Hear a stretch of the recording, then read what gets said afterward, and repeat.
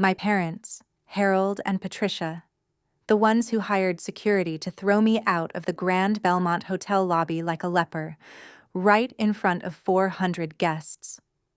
My mother did not even glance at me once. She just calmly adjusted the silk ribbon on Victoria's collar and said in a cold voice, "Myra, your name is not on the guest list. This is an elegant gathering for people of influence, not a place for a daughter who has nothing but a few amateur snapshots to embarrass her parents." My fingers dug into the ribbon of the silver gift box until my knuckles turned white. My breathing stayed steady, slow, while my eyes locked onto my father's triumphant smile up on the ceremony platform, the man who had just used his black card to pay $5,000 for my sister's shoes, but muttered about a $15 steak on my birthday. They believed the Hartwell jewelry set worth $2.3 million was safely in Victoria's hands, ready to be used as collateral for the $1 million debt to save their bankrupt company. They did not know I was holding the original will stamped with the bright red seal of the state attorney, and that Victoria was about to scream in the middle of the ceremony when the truth beneath this silver box was revealed. Before I go on, please take a moment to like and subscribe, but only if this story about a family that silenced their own daughter to keep up appearances touches something in you. Now, let me take you back to the very beginning, when Harold and Patricia's lies first started being built on my sacrifice. The sound of the crowd outside the Grand Belmont lobby faded slowly, replaced by the steady rhythm of my own heartbeat pressing against my ribs. I did not turn around to look at the security guard standing behind the glass door. I looked down at the polished marble tiles beneath my shoes instead, and the weight of the silver box in my hands pulled me somewhere else entirely. The attic room at Beacon Hill, where Grandmother Eleanor used to sit by the window with her Leica on her lap, came rushing back to me in one long breath. That box was not just a gift. It was a fragment of a time when my voice still carried weight in this family, before Harold and Patricia began building their empire of lies on top of everything I was. I was 10 years old the first time I stood next to the wooden tripod in that attic, my small fingers tracing the cracked leather casing of the Leica. The metal was cold against my skin, and the faint clicking sound Grandmother Eleanor made as she turned the focus ring created a rhythm that filled the silence like a heartbeat. Afternoon light cut through the dust and landed on the strips of film hanging from the wire overhead, and I watched the outlines of faces slowly appear on each frame, one patient second at a time. The chemical smell of the developing solution was sharp, almost bitter, but it mixed with the steam rising from her cup of Earl Grey on the table, and together they formed a wall that separated us from the noise downstairs. Her thin hands wrapped around mine, guiding my fingers to the shutter button, teaching me to hold my breath steady before pressing down. I watched the way she adjusted the aperture, her knuckles moving with a precision that made time feel unnecessary. Nothing outside that room mattered. Not the dinner conversations about investments, not the sound of Patricia's heels on the hardwood. Just the click, the light, the slow miracle of an image appearing from nothing. Patricia's heels broke through the attic door like a knife through paper. She crossed the room in 4 steps and pulled the Leica out of my hands, setting it down hard on the stone table so the lens glass rang out in a single dry note. Her eyes narrowed at the water stains on my fingers from the developing tray, and she stepped back, pulled a Hermes scarf from her purse, and wiped an invisible speck of dust from her own collar. "Don't bring that blue-collar junk to the dinner table again, Myra. It lowers the dignity of the Hartwell name." The words landed flat, the way a receipt lands on a counter. She did not raise her voice. She never needed to. Harold stood in the doorway behind her, his thumb running back and forth across the face of the brand-new Rolex on his left wrist, his eyes fixed on the glowing screen of his phone. He used the toe of his polished leather shoe to nudge a roll of film on the floor to one side, then turned and walked away, leaving behind a trail of cold air from the central air conditioning that filled the room like a second presence. Patricia followed, the silk hem of her dress brushing against my arm as she passed, leaving a scratchy sensation and a cloud of perfume so thick it coated the inside of my nose. I stood in the middle of the room with my arms hanging at my sides, but my fingers were quietly gripping the hem of my thin sweater until the fabric bunched into wrinkles. I took one deep breath, felt the air pass through the back of my throat, then walked slowly to the table and placed my palm over the Leica that had just been discarded. I bent my head so my hair fell forward, blocking my line of sight to the door, and I focused on a small scratch on the camera body where the light reflected back weakly but steadily. I pulled a small piece of velvet cloth from my pocket and began wiping the lens glass in slow, careful circles, each rotation copying the exact motion Grandmother Eleanor used to make. The rhythm pushed back against the echo of my mother's heels still clicking down the hallway. My shoulders lowered gradually. I did not look toward the door. I kept my eyes on the metal surface, restoring its shine one circle at a time, using that single act of care to rebuild an invisible barrier around myself. In that moment, standing alone in the attic with the chemical smell still hanging in the air and the Leica warming slowly under my palm, I understood something I had been circling around for years.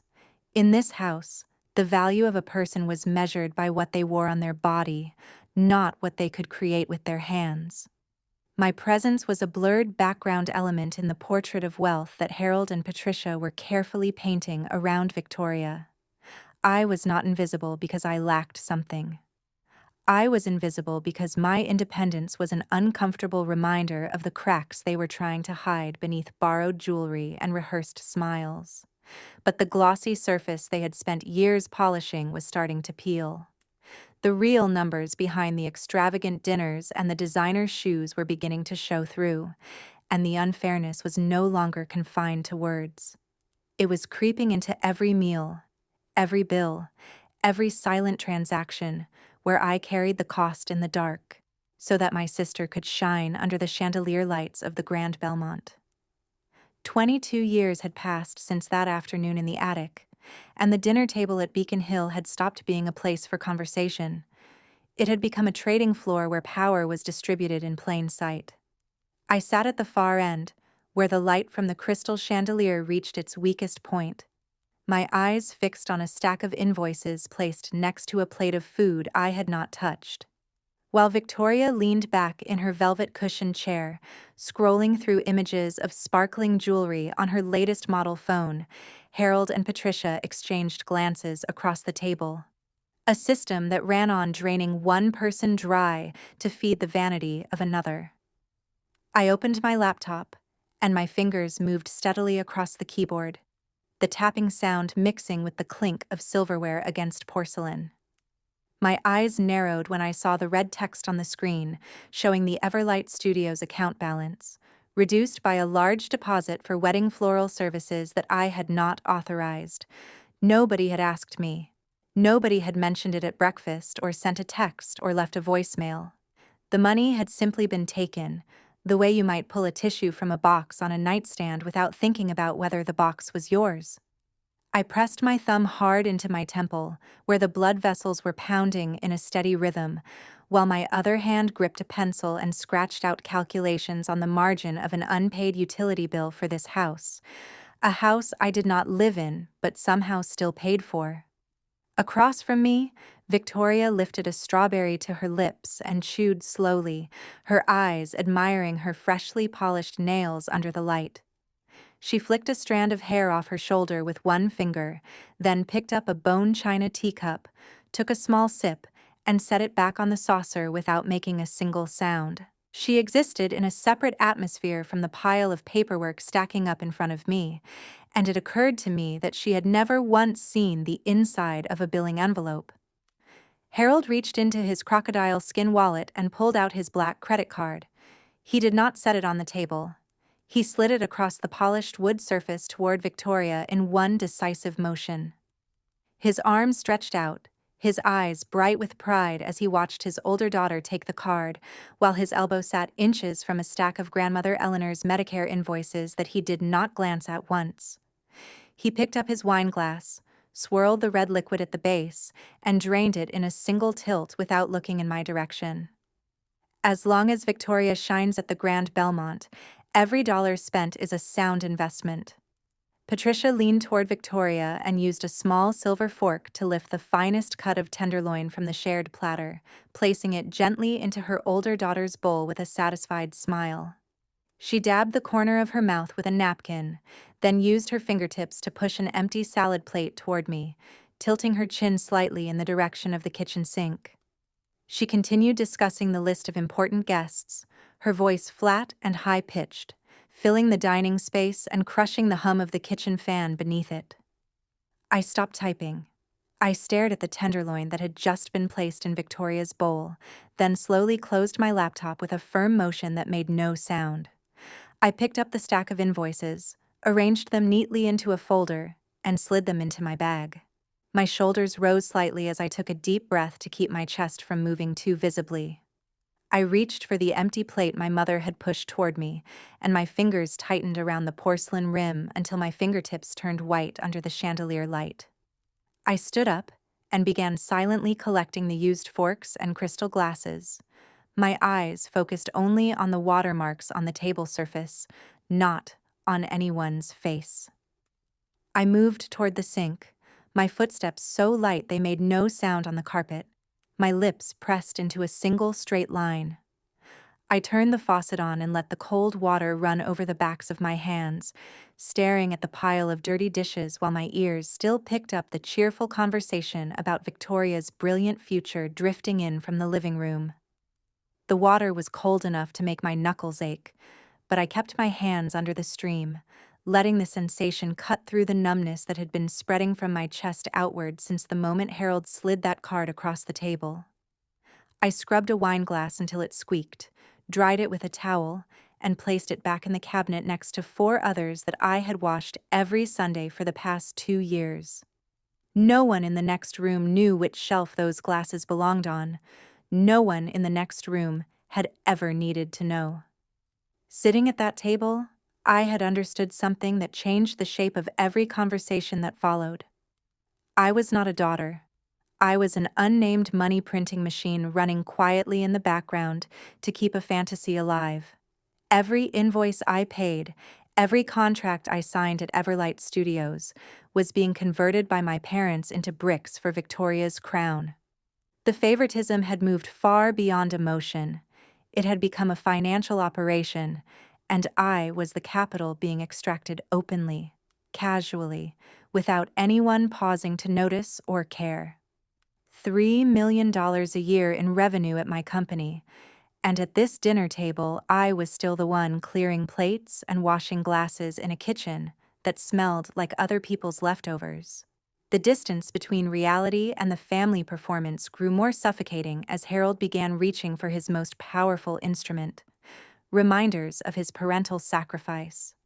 The secret financial pressure bearing down on his shoulders was growing heavier by the week, and I was about to be pushed into an even smaller space where every breath I took would be charged against a debt of false gratitude.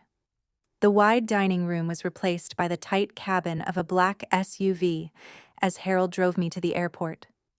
The air inside was thick with the smell of new leather and cigarette smoke soaked into the carpet, creating a pressure that squeezed even when the highway outside was empty and wide. This was when Harold's polished mask started cracking under the weight of overdue debts, and he chose to strike at the last barrier I had left, using words that were calculated to cut as deep as possible. Harold's hands gripped the steering wheel so hard that the knuckles rose visibly beneath his dry skin. His eyes locked on the road ahead, while his jaw clenched in a continuous rhythm. He lifted one hand and began tapping his fingers against the hard plastic dashboard, producing a series of dry, hollow knocks that filled the space between us like a metronome counting down. The rear-view mirror vibrated with each knock, and I caught a half-second glimpse of my own face in the glass, pale and still, before Harold adjusted the mirror away from me and toward the empty highway behind us. I could feel the heat from the engine mixing with his quickened breathing, and the oxygen inside the cabin seemed to be draining away with each passing mile. Patricia sat in the back seat, leaning forward with both hands gripping the back of the driver's seat so the leather made small, squeaking sounds. She brought her face close to my ear, the heavy scent of Chanel No. 5 flooding the narrow space and blocking my view of the right side mirror. She tapped my shoulder with a ringed finger, not to comfort but to mark her presence, while her eyes reflected the blue-green glow from the digital dashboard panel. Harold released one hand from the wheel and began counting off his fingers slowly, one by one, directly in front of my face. Each finger raised corresponded to a tuition payment or a year he believed he had struggled on my behalf. He slapped the back of one hand into the palm of the other to emphasize each word, the sharp sound cracking through the sealed cabin and making me blink rapidly to maintain my composure. Your mother and I sacrificed our entire lives so you could have that hollow title in L.A., Myra. Now it is time for you to show gratitude and sacrifice for the good of this family. He turned to look at me for one brief second, his eyes red-veined from sleeplessness and a buried fury, then turned back to the road with a snort of contempt that filled the space between us like a wall. I did not answer. I turned my face toward the window and fixed my eyes on counting the streetlights retreating into the darkness behind us.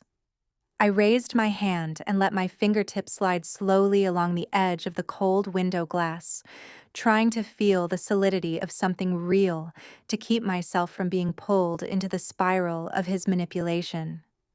My ears filtered out the growling sounds from the driver's seat on their own.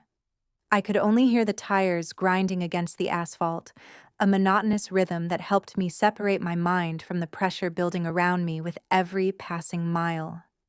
Harold's obsession with Victoria's image had reached a fever pitch. Just weeks ago, he'd easily dropped a small fortune on her designer wardrobe for the gala, while questioning the necessity of my studio's basic equipment upgrades. The math was simple. It had always been simple.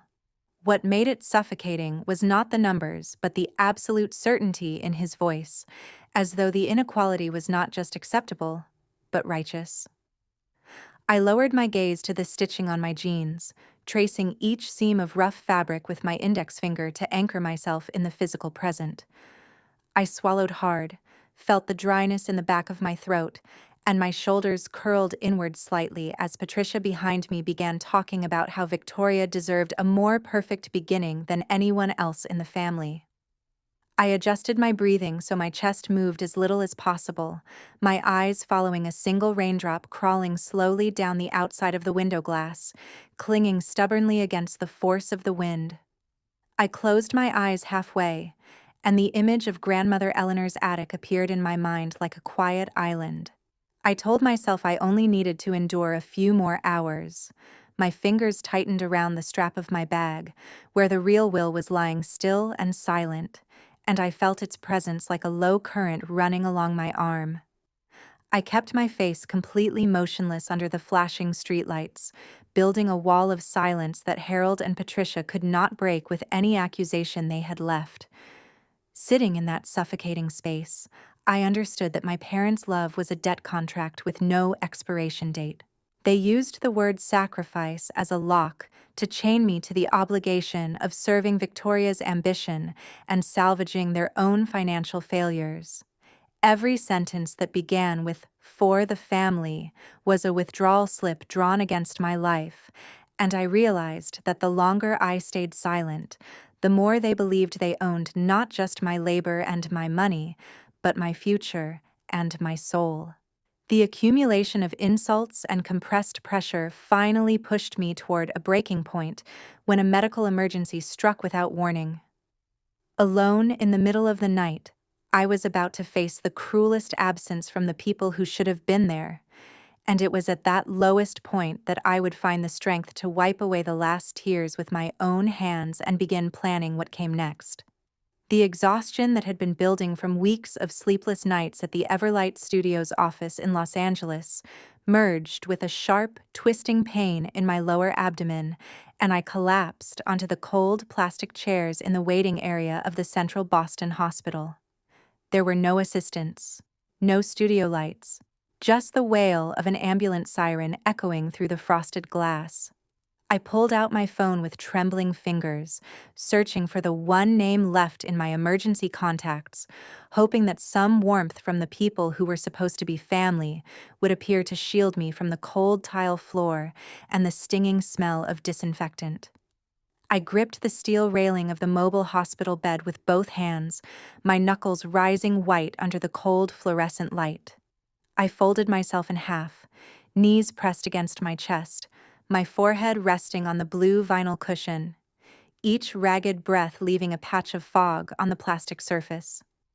A nurse walked past the open curtain without stopping, her sneakers squeaking against the linoleum in a hurried rhythm, and I watched her shadow slide across the floor and disappear.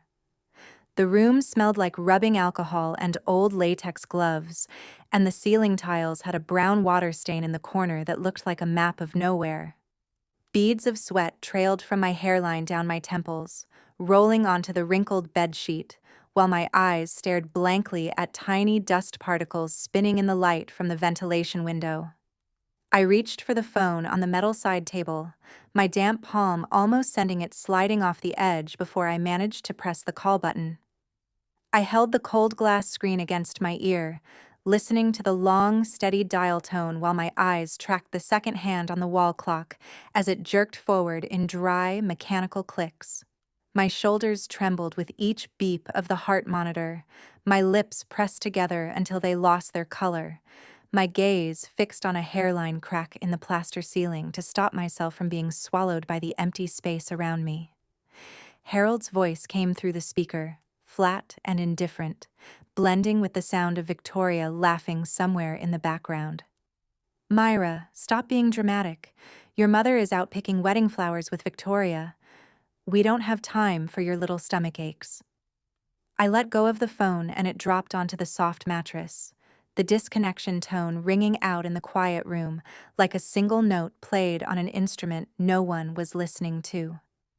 I covered my eyes with both palms, felt the heat spreading from behind my eyelids, while my body curled smaller on the hospital bed, my legs pulling inward as a reflex against the cold closing in.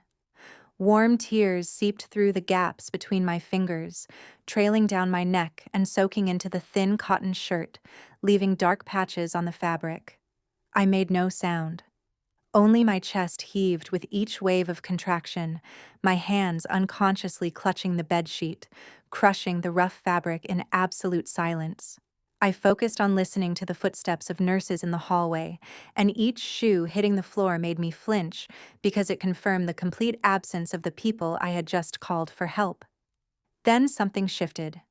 I dropped my hands and wiped the streaks from my face with the back of my wrist, the motion so firm it left the skin around my eyes red and raw. I sat up slowly on the hospital bed, my back flat against the wall, my gaze no longer directed at the phone but staring straight into the empty space ahead with a clarity that had not been there before. My breathing lengthened and steadied, my hands no longer shaking but resting flat on the mattress, feeling the solidity of the steel frame beneath the fabric. I reached for the plastic cup of water on the table, drank a large mouthful to soothe the dry scrape in my throat, and narrowed my eyes at my own reflection in the small hand mirror. I pushed my tangled hair back with one finger, and the look in my eyes became sharp and focused, completely separate from the pain still humming low in my body. I set the cup down on the table, the sound of plastic meeting metal ringing out clean and definitive, and I began packing my belongings into my bag with precise, efficient movements. Not a single motion wasted.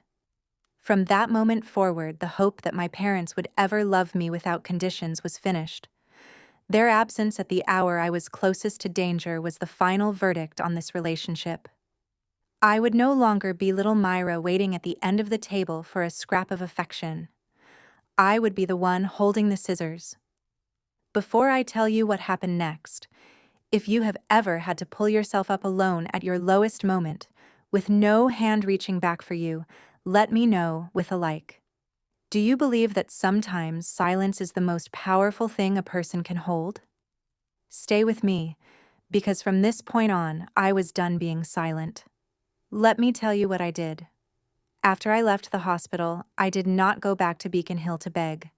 I went back to play a role, a flawless performance called The Good Daughter, designed to get me close enough to the secrets that Harold and Patricia had buried deepest in their private office, where Grandmother Eleanor's will was waiting to be brought into the light. I stepped through the heavy oak door of the Wells estate with a gentle smile and a tray of Earl Grey in my hands, the sharpness behind my eyes hidden completely beneath my lashes. Harold and Patricia were still absorbed in the guest list inside the study, not a flicker of suspicion about the daughter they had left alone in a hospital bed 2 nights ago.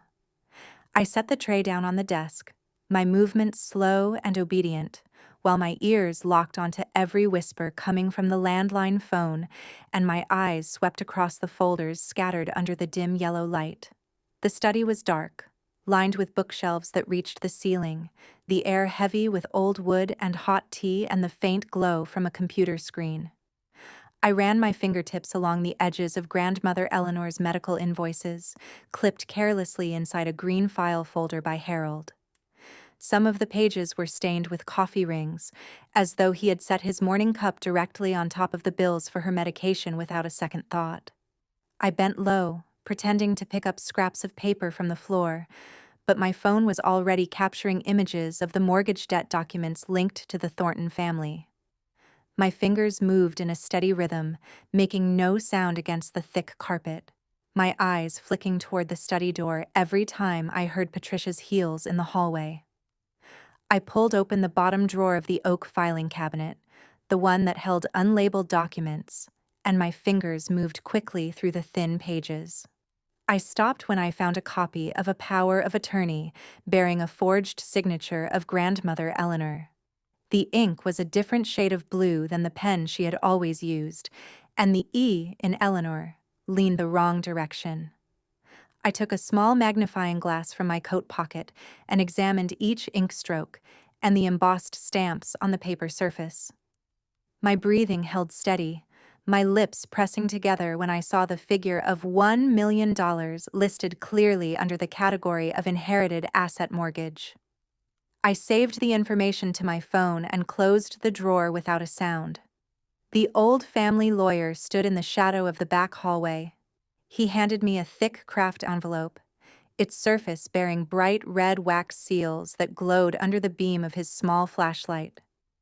I took the envelope with both hands, feeling the weight of the truth sitting in my palms, and I ran my thumb slowly across the rough texture of the dried wax. I bowed my head to the lawyer, my shoulders held straight, my eyes checking every angle to make sure no one from the main house was watching through the windows. I slid the envelope deep inside the old Leica camera case, closed the latch, and heard the dry click ring out like the sound of a lock falling into place. I stood still in the dark for 1 second, feeling the cold metal of the camera case pressing against my hip, then took one long breath to reload my composure. I turned back toward the front door of the estate, my eyes passing over the trees in the courtyard, my hand gripping the strap of my bag as though I were holding onto the course of my own life and the legacy Grandmother Eleanor had left behind. I walked into the living room and bent down to pick up a throw pillow that had fallen on the floor, arranging it neatly on the velvet sofa with the expression of someone devoted to the household. I approached Patricia and offered her a fresh cup of tea, my hands holding the saucer at the proper height, my eyes lowered to the floor to avoid her scrutiny. Patricia accepted the cup without looking at me, the way you might take a coat from a rack by the door, and I felt the familiar absence of acknowledgement pass through me like a draft from an open window. When Harold asked me to double-check the car schedule for picking up Victoria, I pulled out a notebook and began writing quickly, my fingers moving smoothly across the white page, my voice murmuring a soft yes with as much gentleness as I could produce.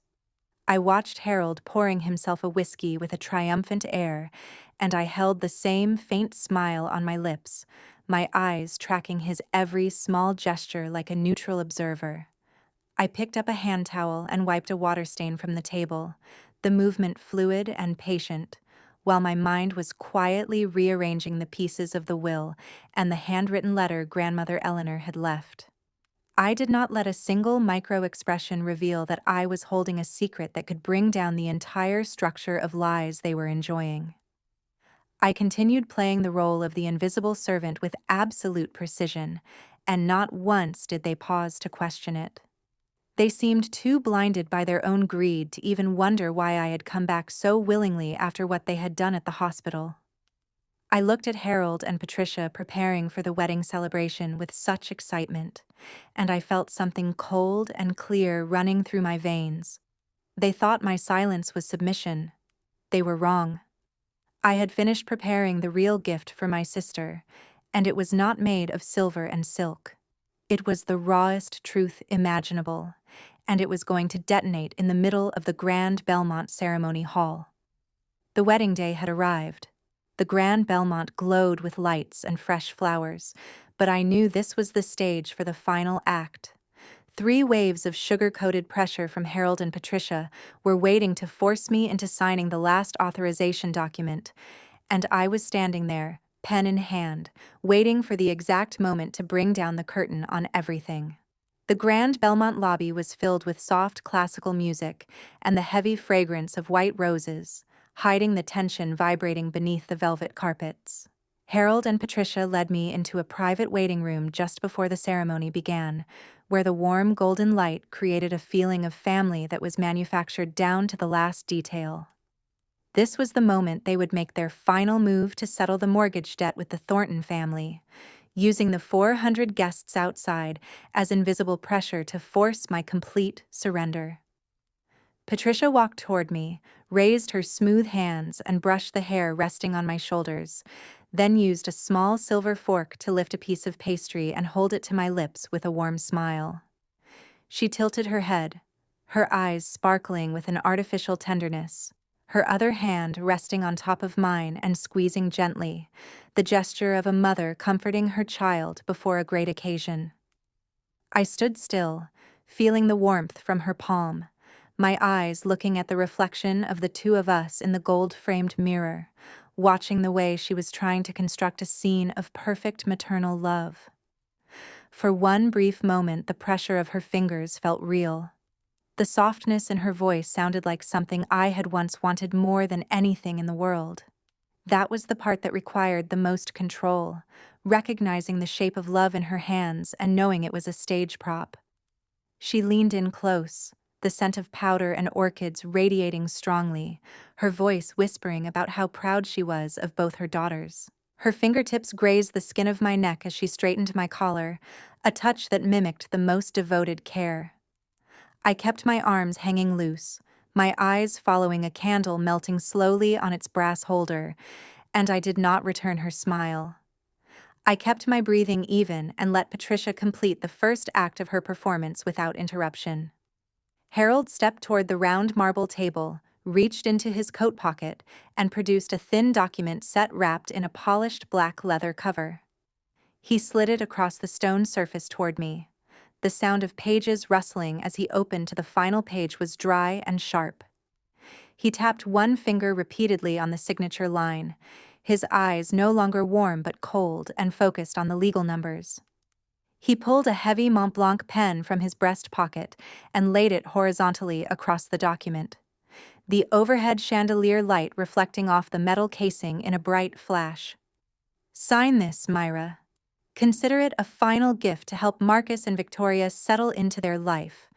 The Thornton family needs this guarantee to finalize the dowry arrangement." Harold stepped back, hands clasped in front of his stomach, watching me with the expression of a manager waiting for the outcome of a deal already decided. I looked down at the document and saw the clauses about relinquishing ownership of the Hartwell jewelry set printed in tiny font, dense with legal terminology. I touched the edge of the paper, feeling the rough grain of the premium stock, my ears picking up the sound of wedding music starting to play from the main hall, creating a pressure of time that made the air in the waiting room feel thick and solid.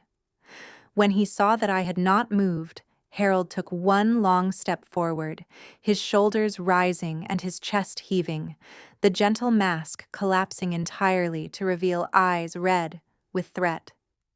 He planted both hands on the stone table and leaned forward so his shadow fell over me, his grip on the table edge so tight that the veins on the backs of his hands stood out in a web of blue lines.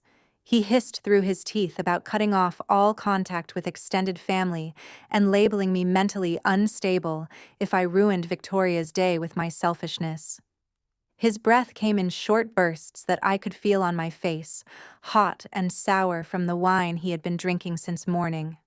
Patricia rose to her full height behind him, her eyes narrowing into sharp slits, her arms crossing over her chest as she looked me up and down with a contempt that showed in every muscle of her face. She walked to the door and placed her hand on the handle, a silent threat to call security if I did not comply immediately. Her knuckles were white against the brass knob. The distance between her and the nearest guard was maybe 40 steps, and she wanted me to know she had counted them.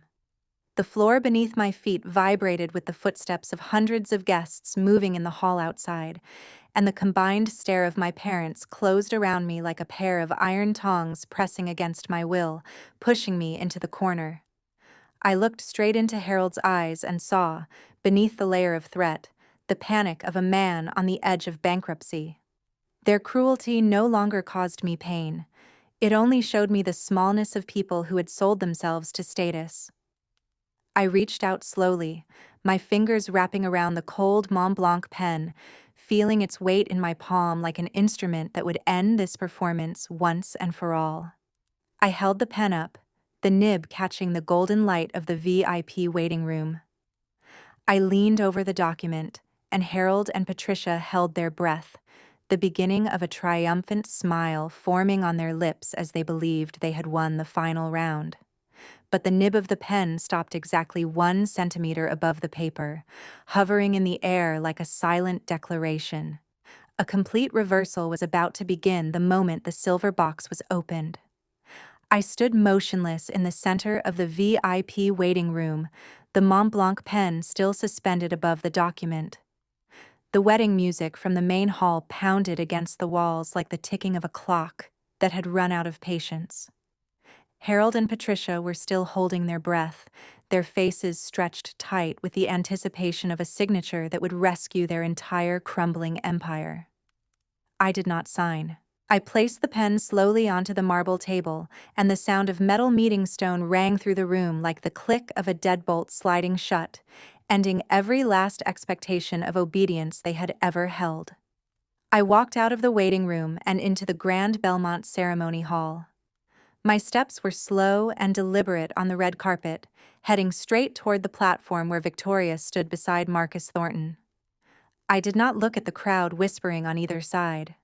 I reached into the Leica camera case and pulled out the thick craft envelope, its surface stamped with the bright red wax seal of the Boston State Attorney. I placed the envelope on the oak surface of the ceremony platform, right next to the silver box. And my hands were steady, not a tremor in any finger. My fingertips pressed lightly against the wax seal one final time, a gesture of quiet confirmation. Victoria's hand shook as she opened the silver box. Instead of the glittering Hartwell jewelry set, she found only the original will of Grandmother Eleanor, stamped with red seals across every page. The white pages with sharp black text slid out of the envelope, and I stood beside her with my hands folded in front of my waist, keeping a still distance from her reaction. The chandelier light reflected off the figure of $2.3 million, and the name Myra Wells printed in bold on the first page, creating a cold contrast against the $1 million wedding dress Victoria was wearing. "This jewelry set was never yours, Victoria. Our parents secretly used it as collateral for the Thornton family to borrow $1 million to save their bankrupt company. But Grandmother knew everything." Harold charged forward from below the stage, his face flushed dark red, the veins on his neck standing out in thick cords as he slammed his fist onto the oak platform and sent the pages of the will scattering across the floor. He spat vicious words through clenched teeth, his hand balled into a shaking fist, his eyes bulging as he stared at me as though he could burn the truth I had just spoken out of existence. Patricia stood behind him, her lips pressed together until they were bloodless, her sharp fingernails digging into Harold's arm, her face crumpling in absolute panic as the facade of upper-class respectability shattered around them. 400 guests below stepped back in unison, opening a wide circle of horror around the Wells family. The whispers that had filled the room moments before turned into a silence as heavy as lead. The relatives who had spent years flattering Harold now avoided his eyes, whispering behind feathered fans, their gazes turning toward Marcus Thornton, who stood frozen with a face drained of all color. I remained where I was. My body did not shift an inch in the face of my father's explosion. I looked down at the pages of the will lying on the floor, and my breathing stayed as steady as someone standing outside the scene, watching a sandcastle collapse from a safe distance.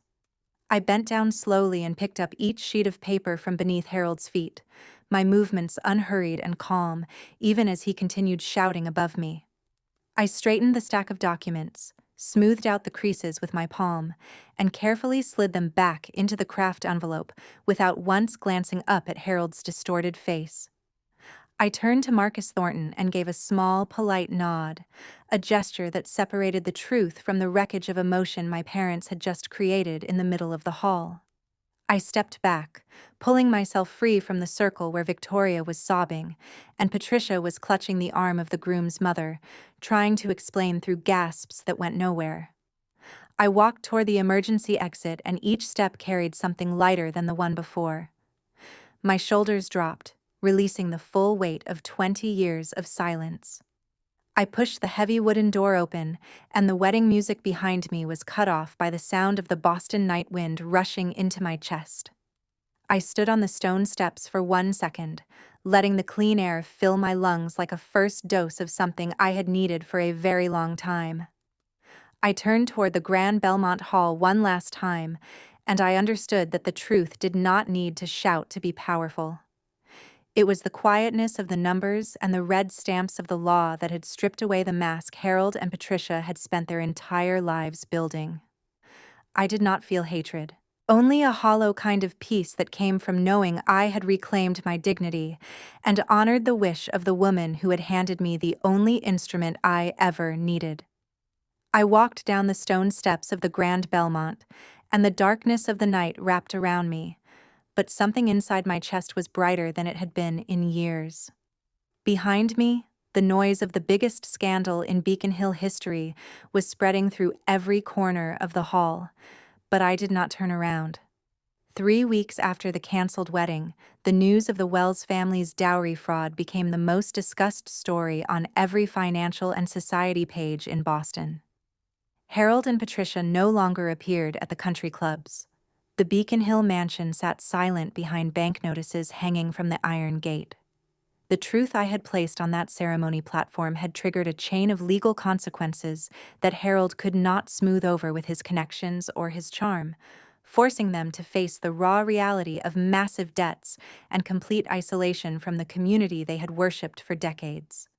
The reports from the estate's old lawyer painted a bleak picture of their new reality. He described how Harold sat on a cardboard box held together with packing tape, both hands gripping his head, his trembling fingers threading through hair that had turned white after sleepless nights. He told me Harold would spend hours staring at the old Rolex on his wrist, the last luxury item left before the seizure. My father never knew that I had known for years that the watch was purchased with money from my education fund. The lawyer mentioned Patricia standing by the window of a rented apartment in a neighborhood far from the city center, looking out at the narrow street with a crumpled asset liquidation notice in her hand. Her fingernails were no longer manicured, and the Hermes scarf and Chanel perfume were gone, replaced by the smell of damp cardboard and someone else's cooking oil seeping through the walls. Victoria, he said, sat on the bare floor with her expensive wedding dress shoved into a corner like a pile of worthless rags.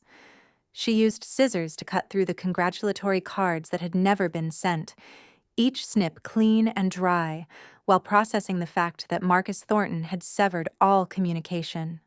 According to the lawyer, the last thing he saw before leaving was Victoria grabbing a framed family photograph, rubbing her thumb hard across my face in the image, and placing it face down on the cold floor. Marcus Thornton stood across from me in a quiet cafe, his head bowed, both hands on his thighs gripping so hard that his knuckles had gone white. He could not look me in the eye. His shoulders sagged under the weight of his regret, his voice low and rough as he admitted his blindness to the promises Harold had made. He pushed a small folder toward me, a confirmation that the Thornton family had withdrawn entirely from the Hartwell asset dispute, restoring full and absolute ownership to its rightful holder. I looked at Marcus. I did not produce a smile of satisfaction. My hand simply lifted the warm teacup, feeling the heat radiating through the thin ceramic wall. I listened to his apology in complete silence, my eyes following the droplets of condensation on the stone table surface without adding any further judgment or accusation. I took the folder, scanned the legal terms quickly, placed it in my bag, and my lips moved in a brief thank you that closed the last connection to the ruins called the Wells family. I stood up, straightened the collar of my coat, and my eyes passed over Marcus one last time, like looking at a stranger encountered by chance on the street. I walked out of the cafe, my hands deep in my coat pockets, feeling the freedom in each step on the sunny Boston sidewalk. I stopped at a small flower shop and bought a bouquet of white tulips, Grandmother Eleanor's favorite flower, and placed them carefully in my car basket. The clean, delicate scent helped wash away the bitter aftertaste still lingering from the ceremony at the Grand Belmont. I drove toward the city cemetery where Grandmother Eleanor rested, my hands on the steering wheel moving at a steady, gentle pace. The afternoon light was the same shade of gold that used to fill the attic in Beacon Hill, and for one quiet mile I let myself remember the click of the Leica and the smell of Earl Grey without interruption. I laid the flowers on her grave, used a handkerchief to wipe the fine dust from the marble headstone, and my eyes softened as they traced the name of the woman who had given me everything I needed to save myself. I noticed someone had placed a small stone on the corner of the headstone, the way visitors sometimes do, and I wondered if the old family lawyer had been here before me. I stood in the afternoon wind without tears. Only a whispered promise to live a life worthy of the legacy and the dignity she had spent her final years protecting for me. Looking at the words carved into the stone, I realized that the greatest consequence Harold and Patricia faced was not the loss of the mansion or the millions of dollars. It was the permanent loss of the truth about themselves. Truth has a cleansing power that is terrifying in its simplicity. It pushes liars into the darkness of isolation without requiring a single blade. I was glad Marcus Thornton had chosen to stand on the right side, a late acknowledgement, but enough to make me believe the world still held fragments of decency. The storm had truly passed, leaving behind a Myra Wells who was whole and steadier than she had ever been. I turned back toward Los Angeles, where the bright sunlight was waiting for the real owner of Everlight Studios to begin a new chapter, with no shadows of Harold and Patricia following behind. 6 months after the scandal in Boston, I sat inside my private studio in Los Angeles, where the sharp chemical smell of developing solution mixed with the aroma of morning coffee. California sunlight poured through the large glass panels, illuminating the art photographs hanging on wire to dry, each image carrying the unmistakable fingerprint of an artist who had found her freedom. I no longer needed to hide in the dark. Everlight Studios was now a symbol of authenticity and success that did not depend on any prestigious name from Beacon Hill. I stood beside the developing tray, using bamboo tongs to lift a black and white photograph from the chemical bath, watching the lines slowly appear under the dim red light. My fingers moved in an easy rhythm, occasionally adjusting the contrast with a practiced turn of the enlarger dial. I hung the photograph on the wire, clipped it in place with a small plastic fastener, and stepped back to look at the result. My shoulders were completely relaxed in a workspace that belonged to no one but me. I walked over to the oak bookshelf where Grandmother Eleanor's old Leica sat in the center position, next to a vase of fresh white tulips. I used the soft velvet cloth to wipe a thin layer of dust from the lens, my movement slow and reverent, a daily ritual that connected me to everything that still mattered. I ran my finger along the cold metal body, and my lips curved into a quiet smile when I noticed the scratches that time had left on the surface, each one a marker of a story that had been told the right way. The phone on the wooden table suddenly vibrated and lit up with an incoming call. The screen glowed with the name Mom and an old family photo of the Wells household. I stopped. I did not reach for it immediately. I stood in silence and watched the device rotating slightly on the table surface with each steady pulse of vibration. I stayed there for a full minute, watching the name Patricia Wells flash on and off until the ringing stopped on its own and the screen dimmed back into darkness, leaving behind a perfect silence in the studio. I stepped closer, picked up the phone with 2 fingertips, and looked at the notification reading one missed call without any intention of tapping into the details or calling back. I turned the phone face down on the wooden table in one decisive, calm motion. I did not block the number. I did not delete the name. I simply chose not to let that sound occupy my peace for one more second. I turned my back on the phone and fixed my eyes on the developing tray, where a new photograph was waiting for me to finish, choosing to leave the door to the past slightly open but never walking through it again. The studio doorbell chimed softly. I set the bamboo tongs on the table, untied my work apron, and walked to the door with the unhurried pace of someone welcoming an expected guest. I opened the door and saw Marcus Thornton standing there, a box of premium loose-leaf tea in his hand, his face calmer and younger than it had been on that dark day at the Boston Cafe. I smiled and motioned him inside, gesturing toward the leather armchair. My hands began the familiar process of making tea, the sound of hot water pouring into the ceramic pot filling the room with a soothing clarity.